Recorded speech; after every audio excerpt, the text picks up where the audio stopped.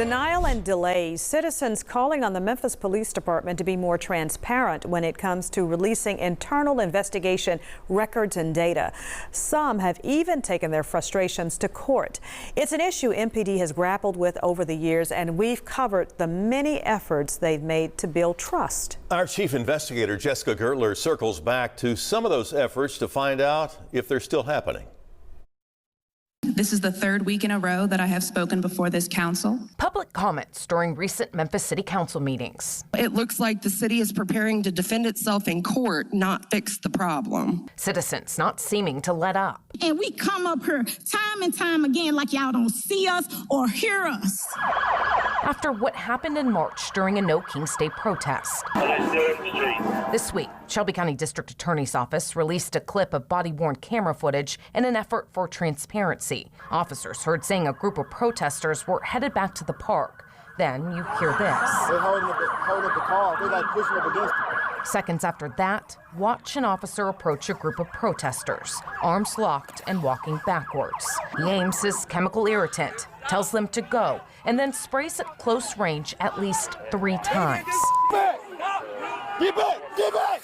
MPD stands by their initial statement that the protesters violated permit conditions and state law by blocking active traffic. They say they gave verbal commands. 3 people were arrested. The charges later dropped. Mayor Paul Young stressed. It is something that we take very seriously. The officers will be on administrative leave while we conduct an internal investigation. Citizens continue to call on MPD to release all of the footage to better understand what led to this. Why did this escalation happen? Who gave the order? Why were de-escalation protocols apparently ignored? Council members also urging transparency. We just want to make sure that there is some transparency because people contact us all the time. For sure. And they're concerned, and then it makes it seem as if we're hiding things. At an April committee meeting, Councilwoman Jerry Green says she requested Chief C.J. Davis address the issue, except her request was removed from the agenda. I don't know by who or when. They were not with my consent. Body-worn camera footage is typically released once any criminal investigation or administrative investigation is completed. According to the Tennessee Records Act, a police department can prevent public access to certain records if they're relevant to a pending criminal case or contemplated criminal action. Why is it important that these records are released? Having access to these records is one of the few ways that members of the public can demand accountability and ensure transparency. University of Memphis law student Tyler Foster says last summer he submitted an open records request for police disciplinary records. Given the brutal killing of Tyree Nichols, the December 2024 U.S. Department of Justice report, a lot of the community organizations and people of Memphis who I work with, that was something that they found to be really important. Foster says his request kept being delayed. It culminated in a response from the city's chief legal officer that they would not work constructively to come to a resolution at all, and essentially that I could take the matter up with the courts. So he filed a lawsuit. The city argued heavy backlogs. Last year, they say they filled and closed more than 3,600 requests. Still, the judge ultimately ruled in my favor and entered that written order on April 10th. Foster says he's now back in court. Good morning. This time, trying to compel MPD to release footage and records, including employment files related to the No Kings Day protest. I have never asked for special treatment. All I've asked is for the city to follow the law as it's been enacted by the legislature. A hearing has been set for August.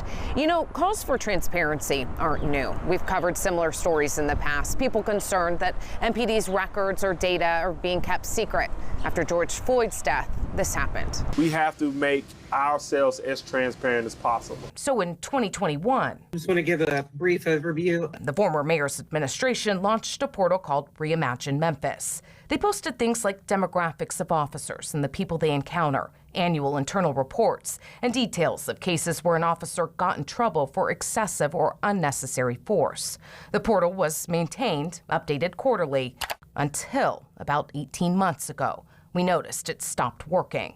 We asked MPD multiple times where it went. They told us there are plans to reestablish it, but didn't say when.